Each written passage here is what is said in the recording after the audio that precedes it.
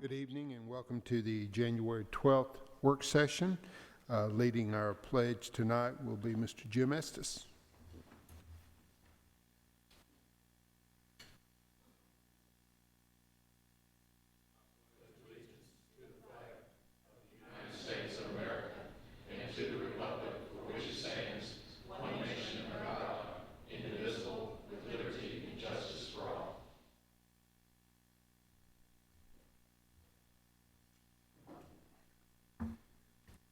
Thank you, Mr. Estes. It's good to see everybody back again. We'll do the moment of silence on Thursday, and any questions regarding the agenda?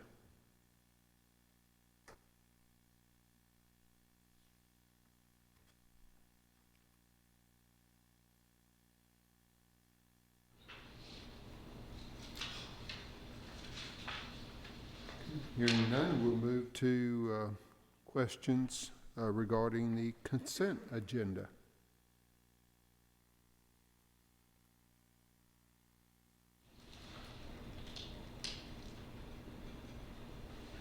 Mr. Odom, I think we're going to move along this evening. Okay. Visitors, of course, Thursday night, Spotlight. Both of those will be Thursday. Presentations. I guess we're ready for number 9. Number 9. Number 9 is under facilities, and this is Eagleville School Spring Sports Facility. Principal Bill Tollett has requested permission to construct a 40 feet by 135 foot wood frame building on a slab with metal siding and metal roofing. The building is estimated to cost approximately $70,000 with donated labor and some donated material. It will be constructed adjacent to the new concession stand on the Eagleville campus for easy access to utilities. Building construction will be supervised and managed by Mark Holdcraft, who is a building professional and works in the local building industry. The building will be constructed at no cost to the Rutherford County School Board. It will be funded through a $10,000 grant from the Richard Siegel Foundation, booster funds, donations, and a loan from First Bank. Board Attorney Jeff Reed has reviewed and approved the loan agreement, and the motion is to approve construction of the Eagleville School Spring Sports Facility at no cost to the board as presented. Any questions? Mr. Clardy has been involved in that, if you do have questions. Mr. Clardy, I'm sure this wouldn't be on here if the answer to this was yes, but there's absolutely no chance we could get in the same kind of situation here as we did at Blackman, is there, with that facility?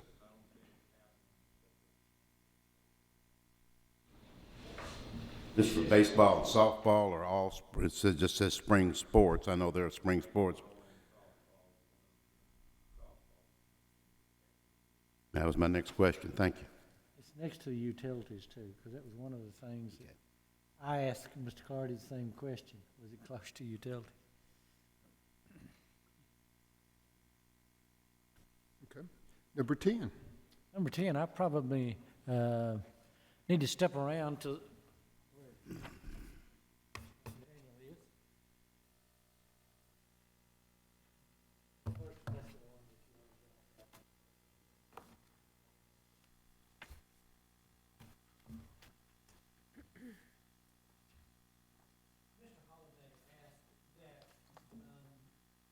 we take a look at the number of portables and that sort of thing before we present it to the budget and finance, health and ed, which we have to do this month. We're scheduling. So I thought quickly we would review some of this. You've seen much of this, so I'm not going to spend the time on the part especially that you've seen.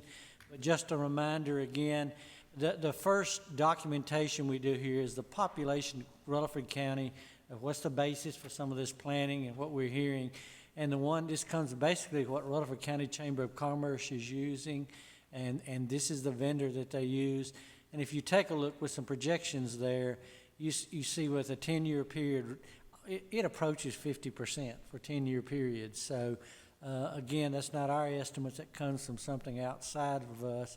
Once again, as a reminder, you've been hearing the figure sometime that In 2050, Rutherford County is projected to have over 600,000. This comes from city data. I actually found it, and it's on citydata.com. You can subscribe to that. They do this work for other places. And also, if you look at this growth, here's Rutherford County from 262,604 in 2010, and their projection is a potential of 672,692. And again, 410,088. That's huge numbers when we're looking at it in terms of schools and what we might have to do. So again, we exceed the population count for Knox and Hamilton in 2050, if that's true, based on what they're projecting for Knox and Hamilton. If you look at that, Hamilton would be, Knox would be 650 and Rutherford would be 672. I thought this other one was a little interesting thing, and I'll point out to the commissioners too. And Mr. Holliday, this may match some of what you're saying, but the two things that caught my attention in this one, this is USA.com, which is another projection. If you look at Rutherford County's population growth since 2000, Rutherford County is 44.27. There's Tennessee's 11.54, US 9.7. So, you know, we're pacing several times ahead of the Tennessee growth, certainly the U.S. growth. So what we're seeing is happening. But here's the part. You know, I said when we looked at this early in the fall that we saw, you know, like our 1,200 and something growth was 800 of those were high school. And I find this really interesting here because this projection, or not projection, but actual counts where they've been checking it, public versus private schools. If you look in elementary school, we have about 91% of the population go to public schools, but when you go to the high school, it's 93%. So some of what you said, that people are coming back to us in high school, and I think it's true. I think the offerings that we have, not only the academic offerings, but your career and technical education, the opportunities is there. You say, well, about 2% is not a whole lot. Well, 2% is a whole lot in high school if you got close to 15,000 in high school. You know, that makes quite a few number of teaching positions. So again, this is not our numbers. This is the numbers that somebody else is providing. We're just simply displaying those. This is a 4th month comparison again. And looking at that, you can see some of the difference in the growth. This was 2014 versus 2015. And so you see, again, that number of growth, what it might be. Again, 1227 is the growth we were showing during that period of time.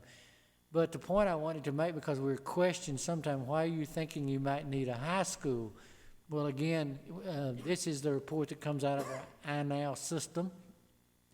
And when we look at the number of 8th grade students, over 3,800, and we see 3,441 for 12th graders, if everyone is promoted, no one else moves in, we're still going to grow 361 students if you literally take those numbers in that time. So that's not an issue there when we look at that. So high school is growing, and it's going to continue to grow in what we're seeing. This again is something you've seen before too. These are actual numbers. These were projected, and this is a 2-year projection, and that was a little bit of confusing before. I simply did that to kind of stretch the graph out so that using 2 years at a time kind of takes a little anomalies out. We saw some change when overall Creek opened the city, but when you look at it in 2-year terms, it kind of balances out. So we did some projections of 2.6 to 2.8 a year. Of course, 2.8 a year is 5.6 for the 2 years, and 2.6 would be 5.2. So using those numbers, this would be enrollments in Rutherford County if we grow that 2.6 or 2.8 over those years, which has been right in line. Again, when you look at, we're seeing the growth in the past. Historically, it's been that, and here's your 2-year growth up here as you look at those. So the growth would be 12,724 students. So that asks the questions, how many schools are we talking about? But when you look at that, what we're saying that probably when we go out to 2026, we begin to look at that. If you're going to go 12,000 students, if we kind of use some of our similar percentages to what we have now, you're probably going to see 4,000 more high school students, and that's 2 high schools, right, over a 10-year period. One of those is in our 5-year building program, the Rockvale. You do own property at Whitworth Buchanan, you know, for the second high school if we need it. Elementary and middle schools, and it's difficult to say depending kind of what Murfreesboro does and that sort of thing, but you're looking at 8 schools there to handle the other 8,000, 8,000 and 4,000, coming to about the 12,000 students. So I really think this is a fairly conservative estimate and very, very likely something that's going to happen. And so for that 10-year period from 15-16 to 25-26, we hear the figure there's going to be probably a school needed per year. It looks very close to that, just simply looking at those numbers. So I don't think we're inflating anything for anyone to look at that. So when you graph that, the difference in this, again, it's just the one change that I made. I actually had a linear graph before, and this one, with using some least curves, is a little bit more of a curved graph. But this is your projection, the green bars being those projected from 17-18 out to 25-26. It's based upon the information in the table that was on the other page. So that's what we're looking at. That's what the growth looks like. But it's really fairly consistent from what it's been. When you go all the way back 2005 and 6 up until now, it's very similar to the same slope. So historically, this is the pattern that we have seen, and is likely to continue or possibly accelerate. You know, that we don't have control over it. We do have to react. The other thing, and this is one of the reasons I wanted to show it to you tonight, because Mr. Holliday asked me, it sure would be nice to show them how this might impact the number of portables that we have. Because another one of our goals is to try to get out of the Trailer classroom.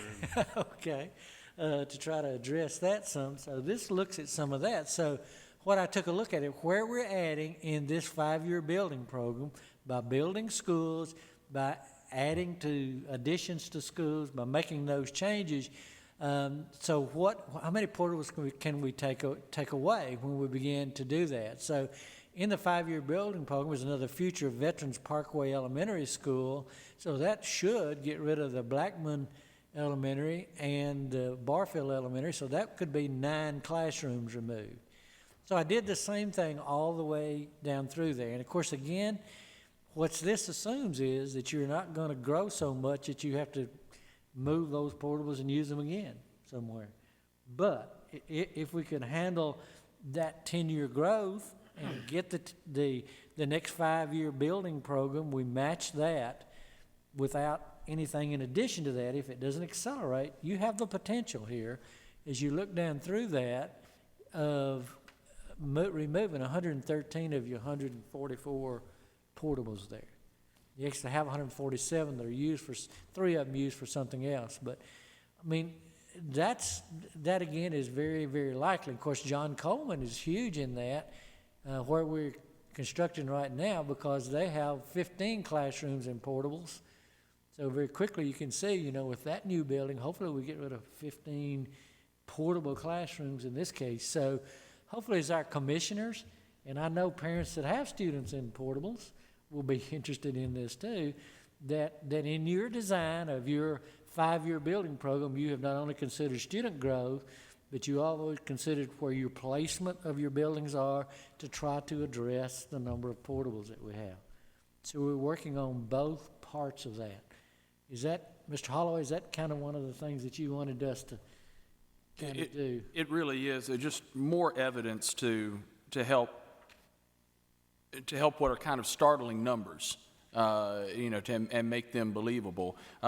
January 5th, I was able to attend the Smyrna Town Council work session, and they're in the midst of a special census in Smyrna right now.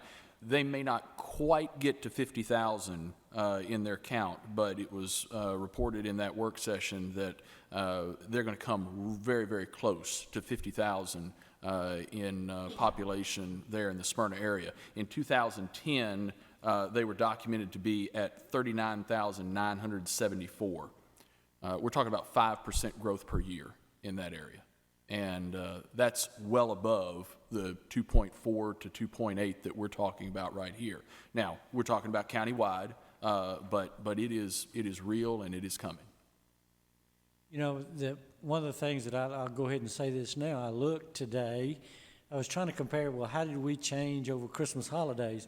Because sometimes your enrollment will drop a little bit initially, that sort of thing. Holloway, for instance, graduated about 27, because, you know, they are on that divided block, 4x4 block, but she's enrolled about 27 others. But for the whole district today, between the end of the 4th month was the 9th of December, and today, if y'all look at the membership, we've grown 62 actually in the last month. Which again, whether people moved or not, or how that is, and I sent that to principals today. I said, take another look at it, see what you've got.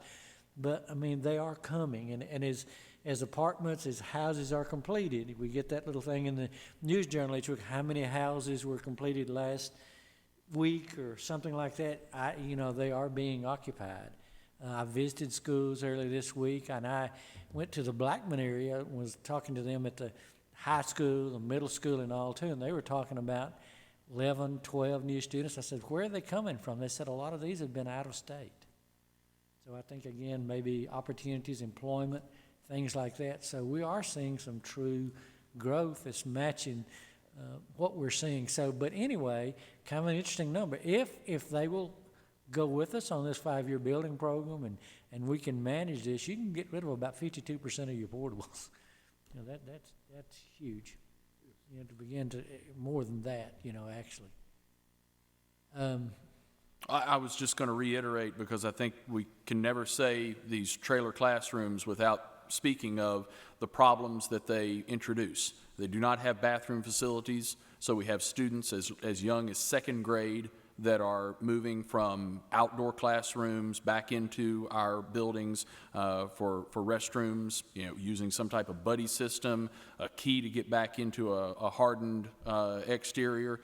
It compromises our security methods that we're trying to do with the hardened exterior, with all the exterior doors locked. And so therefore it puts students in jeopardy there. And then, of course, the weather concerns that have always been a factor. And when those weather concerns come, you have to move those students inside the building somewhere and try and make the academic day proceed. We've just come to a place where these trailer classrooms are not an acceptable alternative, and we've got to adopt not only a plan to take care of our growth, but also a plan to get these students inside a hardened shell.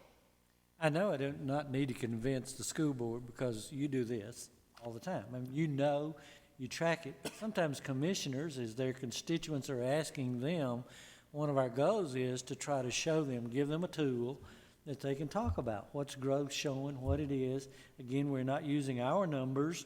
Basically, we're using historical perspective and what other people are saying that Rutherford County's growth will be, and looking at real things like portables and that sort of thing that also gives them a tool to talk about and discuss, you know, what's happening. So that's what we're doing in those cases. And I feel like the tours that we had run with the mayor and commissioners to go to John Coleman and to Roy Waldron, although we had the numbers, but we could also show the situation that those facilities were in, and maybe they would be willing to maybe go on a couple other trips to visit some of these sites to see the conditions with the portables and the overcrowding. So, you know, a picture's worth 1,000 words. Maybe a visit is worth 1,000 words too. So I have added a page, a couple of pages. We added the one for the portables. I added this one, and this was based upon conversation when the county commission, primarily steering committee, but others met with our Tennessee state legislators and kind of tracked some of the conversation, what was going on in that. And I think there's some things we kind of need to talk about to let our constituents know, So this comes from the 2015 state report card. Again, not our data, but what the state says based upon the information they have about Rutherford County.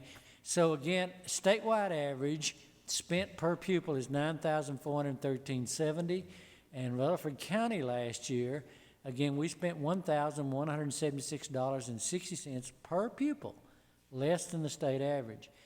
And I think a lot of this is our efficiency and how we're handling the taxpayers' money. I don't say this negatively. I just think you got some good people that are paying attention to how we're spending money and trying to put it in the right place. But the conversation that was one of the most interesting to me as I began to look at that was and this is from the News Journal, and here was the conversation, and the mayor, the mayor was addressing the commissioner. He says, the mayor suggests that lawmakers put a study group together to find solutions on providing more state funding for education, again quoted from the News Journal. State Senator Jim Tracy of Shelbyville agreed that the lawmakers should examine an existing funding formula that's covering about 65% of the operation budgets for school districts, while local governments pay about 35%. Well, I went back to the state report card again. Now here's the statewide average. The statewide average of state funding is 47%. In Rutherford County, it's 53%. He went on to say maybe if we could crank that up to 75% state and 25% county, that would be good. I'd be happy to get to 65%, okay? That's what I'm saying. Yeah. We're not, I mean, this is the own state's own numbers. It's not Don Odom's numbers, it's the state's own numbers. Again, so I think we have to say that's really not happening now from that. So you can kind of look at that and see. So I thought I would put that out there too, because I think we have to respond to that. Because I don't think our constituents need to think we're getting 65% from the state now. We are not. And when you look at Rutherford County's numbers here on local funding, again, I just pasted this out of the state report card. You see that 39% basically is the operating funds. Now, and I fully realize that our commissioners, by building buildings, are providing more dollars than that. This is operating dollars, funds. And so you add that in, Rutherford County citizens are certainly putting in more than 39%. But to operate and educate our students, once we get them in the buildings, it's about that 39%. So I just thought we need to address that. And when we meet with Health and Ed, when we meet with Budget and Finance, we need to talk about that. That if the state really is serious about looking at a committee to study it and look at it, we need to make sure we're looking at the strongest numbers. The mayor also said pointedly there, and you have it here in your bullets as well, the reference to reducing the growth pool from 25 million to 10 million, which is divided then among the systems that show high growth. We certainly show high growth to the credit and benefit of the state of Tennessee. We are a place that is fertile ground for out-of-state entities to come and put their manufacturing facilities and their corporate headquarters and relocate their employees to Rutherford County. And yet we need the state to also help us to be able to respond when those things come into our community. And for them to cut from 25 million to 10 million, those growth funds, it hurts. And the mayor was very clear on that. I tried to, I did a little education session with Representative Terry Saturday evening because he asked me some of the things we could look at. And I said, one is definitely the growth funds. And what I explained to him, if someone builds a house in Rutherford County today, they move in it today in January, it doesn't hit the tax rolls until next year in 17, and then it's not due till February. But in that meantime, we do get the state portion of it, but there's that 39% of the child expenditure operating that's not coming from property taxes because they aren't due yet. So there's that gap, and the purpose of the high growth districts is to help pay that gap, to cover that period of time before property taxes are really due. And so that was one of my purposes to do that. And of course, this is your 5-year building program, and what we'll be asking for, in that particular case, the Rocky Fork School, the Smyrna Middle School, renovation, the David Urey we're talking about, and then those bleachers and all that we're talking about also. So we'll be going to them to see. And here's another thing we need to make sure people and our commissioners understand. While you look at the $50 million, all of that is not borrowed at one time, right, Mr. Jordan? Correct. And so when you take your Rocky Fork building, if they authorize building it, some would be borrowed this year, some would be borrowed next year as you come along in your expenses for that. So even though we tag it to a year, it depends on when you have to go to the borrowing cycle, when you actually borrow the money. So typically in a given year, it tends to turn out to be a little less than what it's showing there. You're presenting this, is it 2 weeks from tonight? Yes, sir. And then we follow immediately up with budget and finance. And then Ms. Michaels actually worked on our meetings here to try to clear up so that the night we go to the commission, if you would like to attend, that you would not have a board meeting that evening. That's what we did. I think, right, Ms. Michaels? We made that move, kind of anticipating this. So is that the 26th then, Mr. Adam? What we were making sure we moved the board meeting to try to make sure we cleared for the night it goes before the full commission. My suggestion is that the copies of what you see tonight, we certainly give to everybody on health and ed first. We give this to everyone in budget and finance, but I still would like to, the night that it comes up for a vote or something, I'd like all of our county commissioners to get a chance to see what you've seen, to look it for themselves, look at what the numbers say, and they're intelligent people. They'll draw their own conclusions when they see this, I think.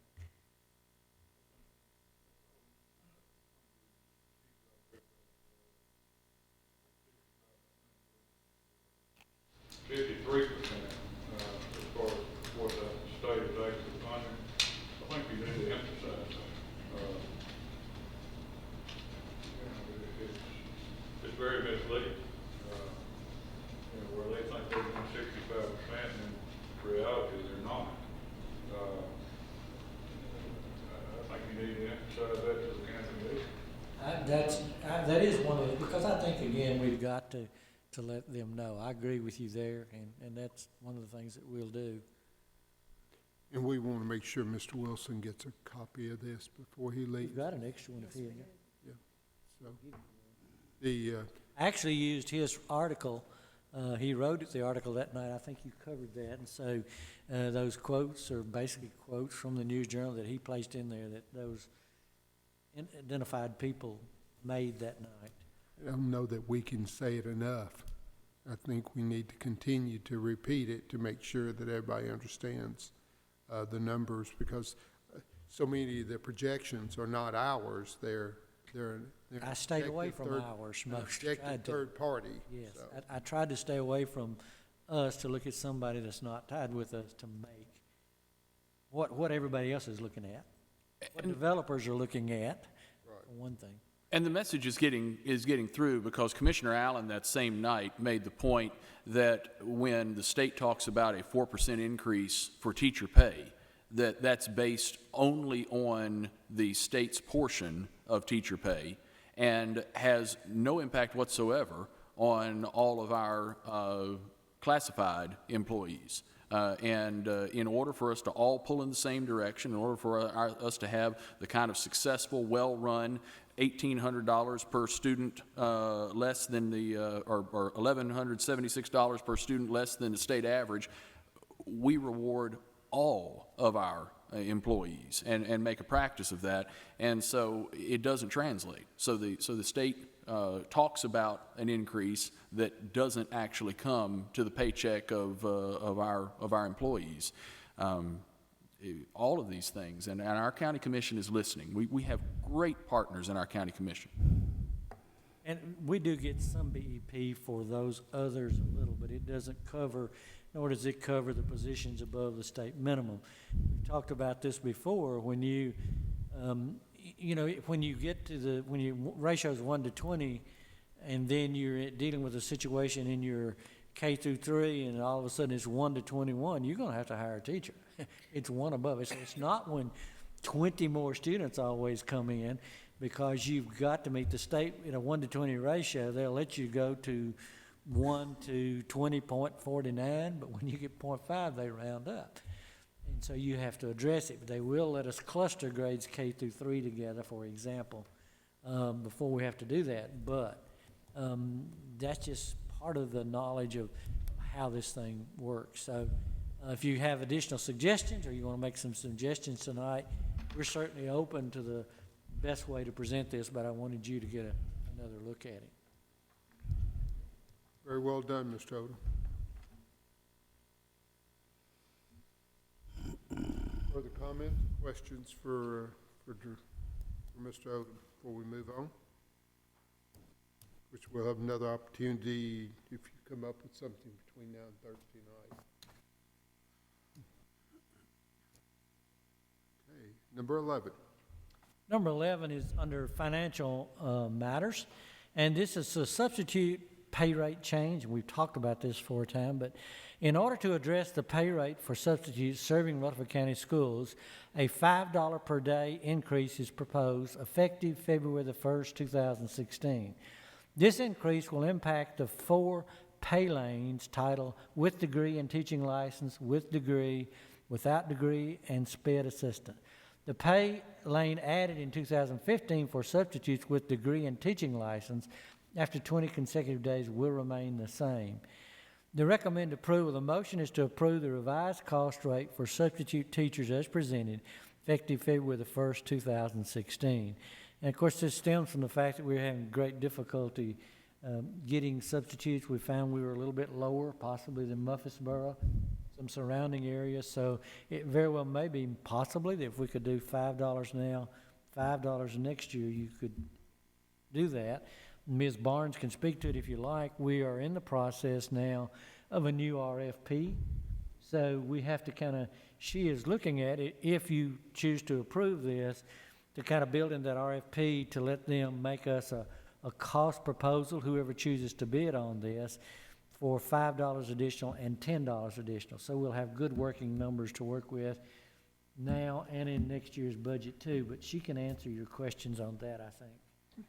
Of course, we've talked about it in prior meetings too, and certainly understand that we're behind when it comes to competing for those individuals. It was my intent to tell you that on Thursday I was going to make a motion that we go from $5 to $10 increase, but I could certainly go to make that motion 5 now and 5 in the next school year, the next budget. And I think you've already addressed part of this.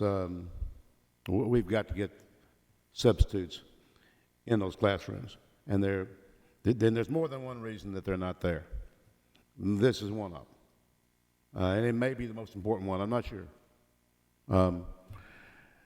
but it's certainly one of them, and it really bothers me. And please excuse this a comment from somebody that has been through this.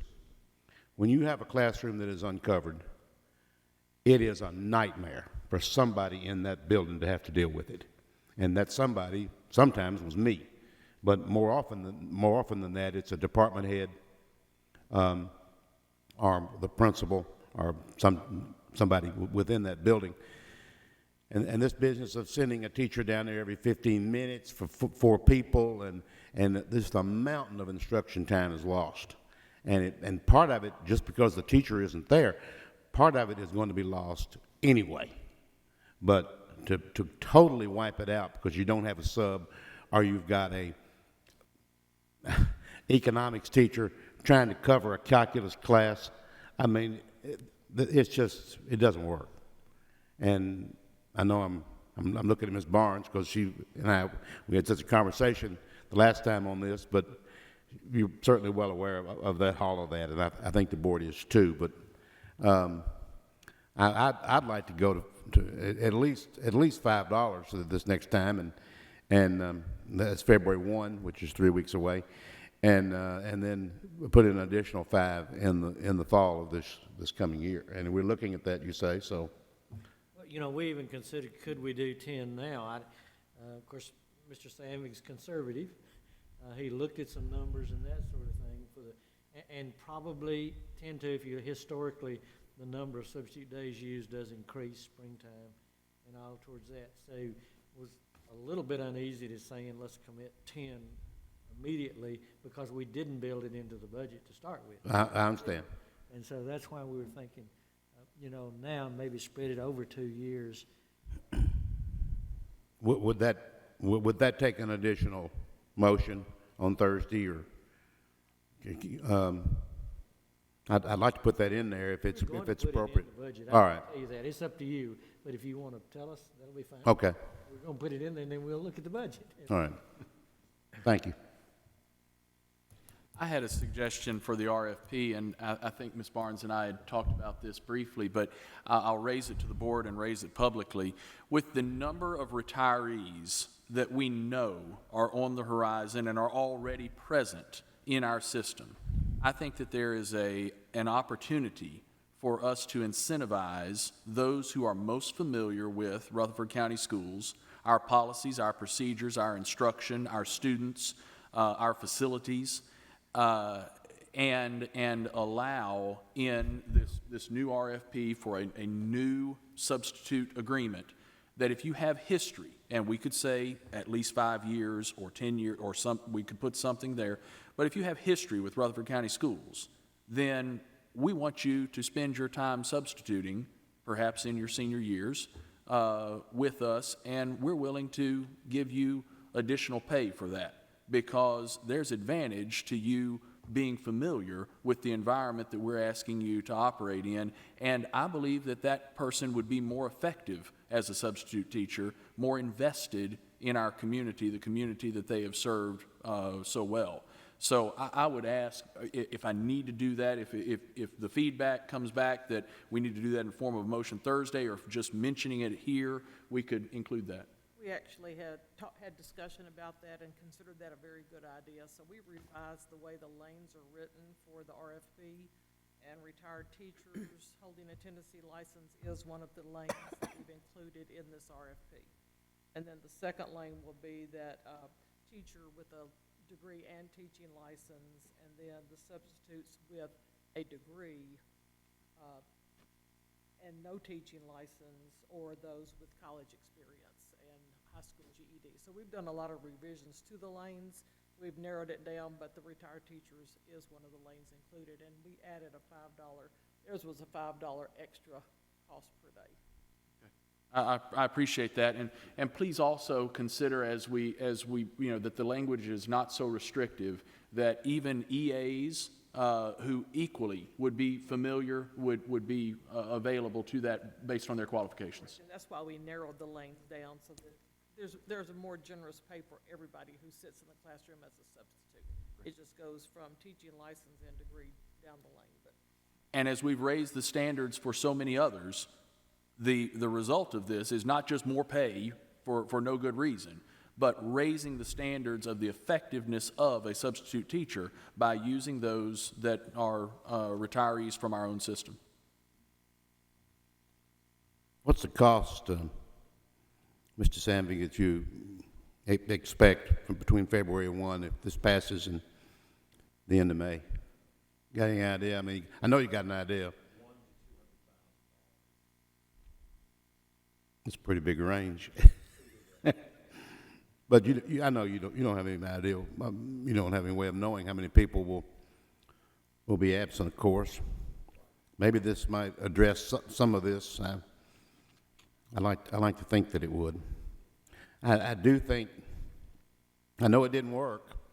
And we talked about this the last time, so I guess this is kind of redundant. But I know we had kind of a rewards program at one time for teachers that came every day, no matter what, or et cetera, missed one day or two, or that kind of thing. And it was moderately successful the first year, and you correct me, Ms. Barnes, please, if I'm wrong. By the second year, he kind of burned out. Third year, if we had it a third year, it didn't work. 2 years. So it had lost its effectiveness by the middle of the second year, maybe early in the second year. And what was the problem with it? Do you know? Why didn't it work? I don't remember because I wasn't in this position at the time. Jeff may speak to that. From kind of anecdotal comments we paid $50 per day as this attendance incentive, and there were supposedly people who felt that was not enough. We were not buying their sick days. They still had their sick days. So if you didn't use any, you got $500 and you still built up 10 more sick days. And again, that first year, we saw a noticeable drop. By the second year, it dropped significantly.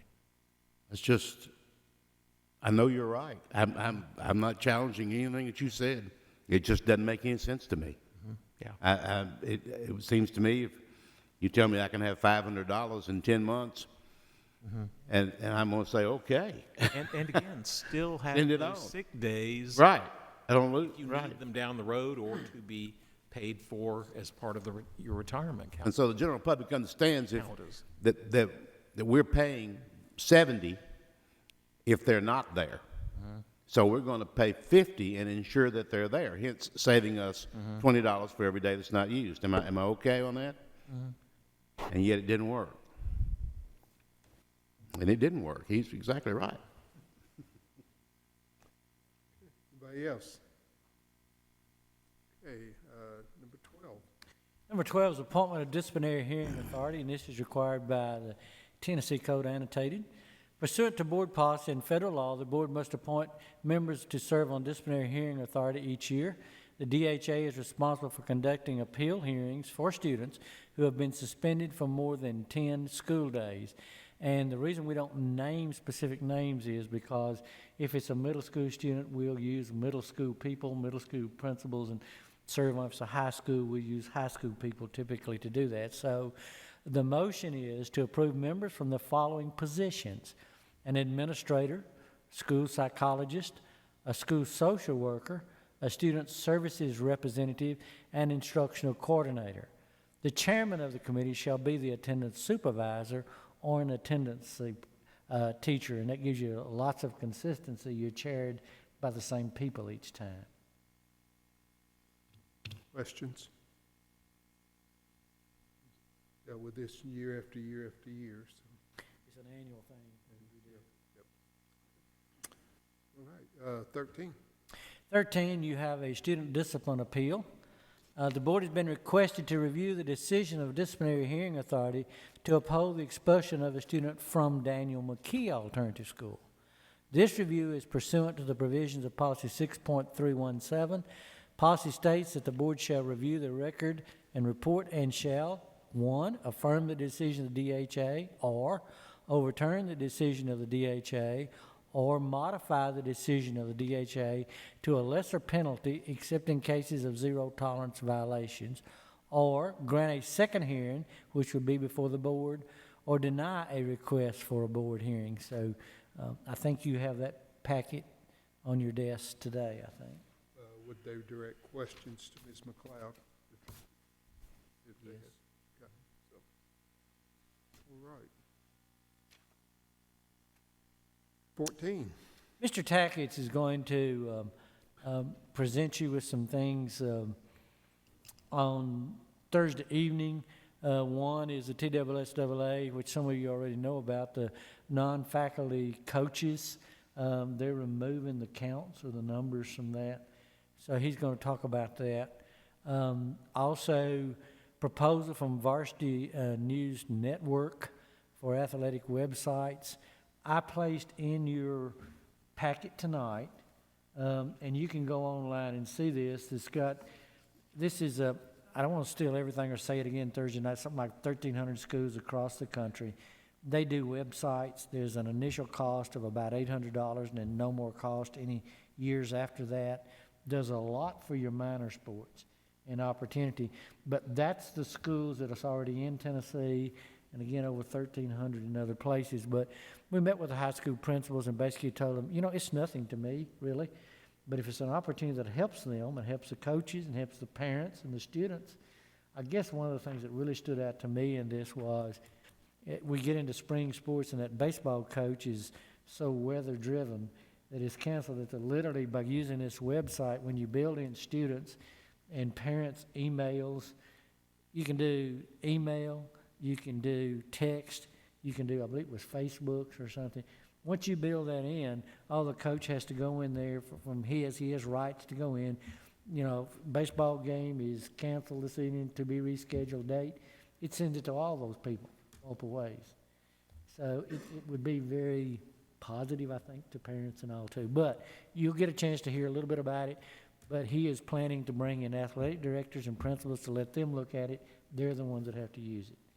And then he did tell high school principals today, just as a reminder, no, I think we're okay on this, but there was legislation from last year that became effective January 1st, which is regarding a sudden cardiac arrest and the training, which our people have done, but he wants to make you aware of that also. Mr. Holliday? What more can we discuss tonight about item A and removing the current limit on the number of non-faculty coaches?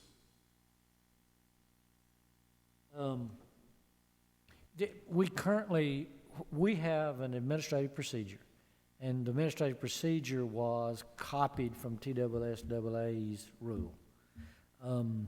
Very often, the closer you stay to TSSAA, the easier it is for everybody to interpret. You know, it's the same. But since they've totally done away with it, I think we have to decide as a district, do we still retain some numbers? Do we go totally with TSSAA? And we don't, this takes effect next year, so this is not a decision you got to vote on. It's not a motion here, but it's an awareness. Give you a chance to talk it over and see if coaches want to say something to you, or principals, or yourself as you deal with others. Then you got a period of time that you can kind of address this. But the TSSAA's board did vote for that change. So we have to make a decision. Do we continue to stay directly with them, or do we do something different? TSSAA is fine for there to be as many volunteer, non-faculty coaches as you might desire or recruit. But there are other issues, and Mr. Sam is going to talk about that in a little bit when we get to our general discussion, if you don't mind, to think about some. But in listening to the high school principals today talk about this, they're not interested in having everybody out there. So, in some ways, even if you don't have it, they're going to restrict it some. It's just how consistent you want it. And what would every other school district do? If that makes any difference to us at all, you know, I don't know. You will hear, if history teaches me correctly, if on the football field, if Wilson County picks up extra coaches to do it and we can't and we're restricted to this number, are we at a disadvantage, yes or no? But I mean, that's the conversation you're going to get. But unfortunately, it's one of those we're going to have to deal with some way. Well, the sideline is just so large. I mean, Right. you can only fit so many players and coaches, so. They know that. There's- Principals know that very There's much, I got tell to you. be, there's got to be a number out there, a rational, logical number, so. One-to-one player and coach, I don't think will work. No, I don't think they don't want that. So, okay, well, And I don't know why TSSAA dropped it. I'm not on the inside of that board to know what the rationale was, and Mr. Tackett may be able to tell you, but I don't know. I don't know the rationale for that decision. It certainly seems to be a threat to equity.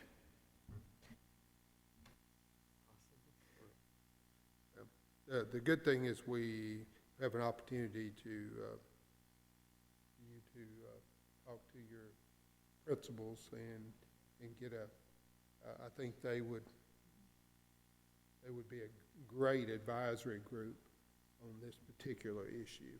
Well, we did today. Mr. Tackett did talk to them. Of course, they already knew it, I mean, they're real aware of, if you're a high school principal, you're aware of TSSAA rules, they get that. So they're already talking it up among themselves some, and he just made sure they knew, did tell them, hey, Thursday night, I'm going to address the board again, make sure they're all aware of it, and then we need to come to some conclusion. Basically, he didn't tell them one way or the other, but just kind of need to reach some conclusion. Do we go totally with TSSAA, or do we do something different? Okay. Number 15, do you have anything to? I know there's a interview process next week on the voluntary products. Is that correct? Okay, I'm gonna try to attend. You're on that selection, aren't you on that? I'm not sure if I am or not. Is he?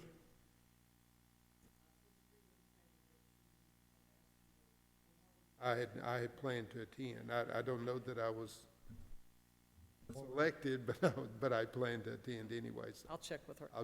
I'll just make sure that I plan to attend now. So, okay, thank you, Ms. Barnes.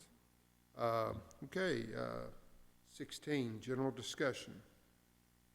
I received a newspaper article and it linked to some other documents, and I found them interesting. I think that they certainly need to be considered for the draft nature that they are right now, but it dealt with some U.S. Department of Education issues, and so I've shared that with each of the board members, and if you have any further questions or may consider additional comments on Thursday night, but I share that with you guys. Thank you, Mr. Holliday. Mr. Odom, did you have, I've got something too, but you want to go ahead. There's some things that, regulatory things that are going on.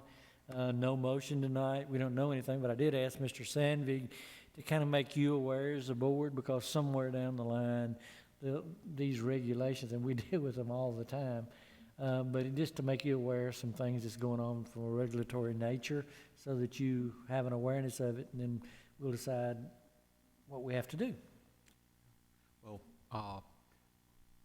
we are going to have to start treating the volunteer coaches who are paid set them up in our payroll system as special pay employees. We have already been doing this with TSSAA sport volunteer coaches who get a payment. But the IRS views that a coach is a coach. We have enough of a degree of control over that volunteer that we cannot treat him or her as an independent contractor. So that is a change we will be making in 2016, in case you hear about it. But yeah, we have to treat them all the same. So in the past, have they been receiving? Some of them we have treated as independent contractors if the booster clubs were paying them. But if we were, and we have had some that we have paid where we don't have a certified person available. We've had some assistant coaches and all. Those we have set up as the special one-time, two-time pay employees. And we have to treat them, both groups, as the special pay employees. Does that change withholding? Yes. Yeah. Does it involve any matching? Yes. There would be matching for the FICA Medicare.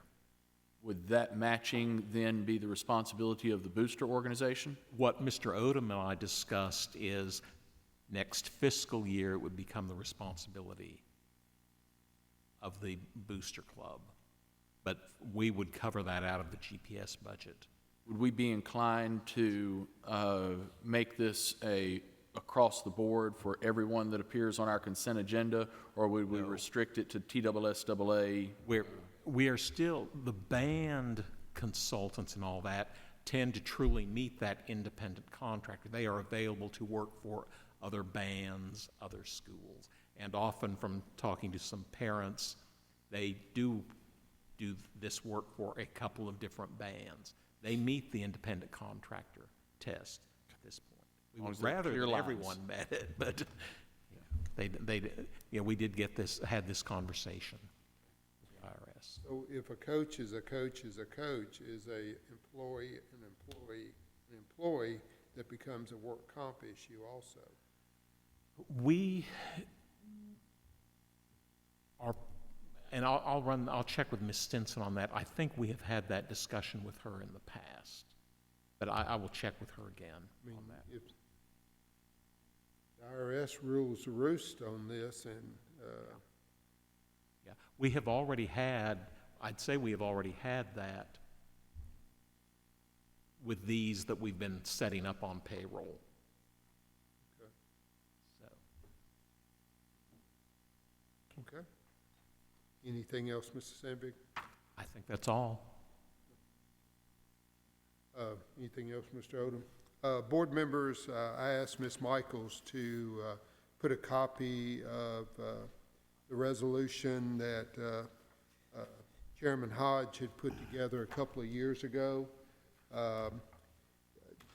Because of the change of some of the bill numbers and maybe some of the issues that may not be appropriate this year, if you would, let's read through it and possibly talk about it Thursday night, and if it pleases the board, we will send a resolution to our legislators, a local delegation regarding vouchers and some of the other issues that we think are threatening us on the horizon. So we'll look for your input on Thursday, unless anybody has anything for tonight, but give you a chance to read over it. We don't know that these numbers match. this year. Right, right. I'm not sure that they do, and and I'm not sure that if those numbers from the previous year hold over to the, The biennium, if it's introduced, this is the second year of the biennium, I think. Am I correct? yes, sir, The legislature, the 109th, I so you believe. had things that were kind of held on the table last year, things that were still in committee last year can come forward very quickly now in many cases. So it's the second year, I think, of the biennium. So if these were last year's numbers, some of them may Well, still be. actually, I think this was 2 years ago, wasn't it, Chairman Hodge? So. It would be a different it'd be biennium. a different, we'll look at that, and maybe we'll get a little more traction this time than we did this time. Then last time, let me remind everybody that Mr. Hodge is our legislative network coordinator, and he probably starting the next board meetings, you'll probably have a report each board meeting, won't you, Mr. Hodge?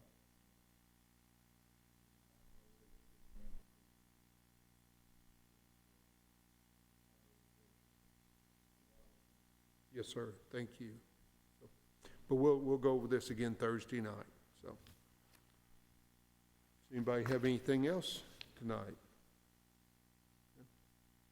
Good presentation, Mr. Odom. I think be very informative to health ed and budget. A lot of it they've heard before, but I don't know that it's not good for them to hear it again and again and again, just to make sure. Repetition's an art of learning. Yes, it is, so. Okay. Anybody else? Again, we'll be back here together Thursday at 5 o'clock. If there's not anything else, we stand adjourned.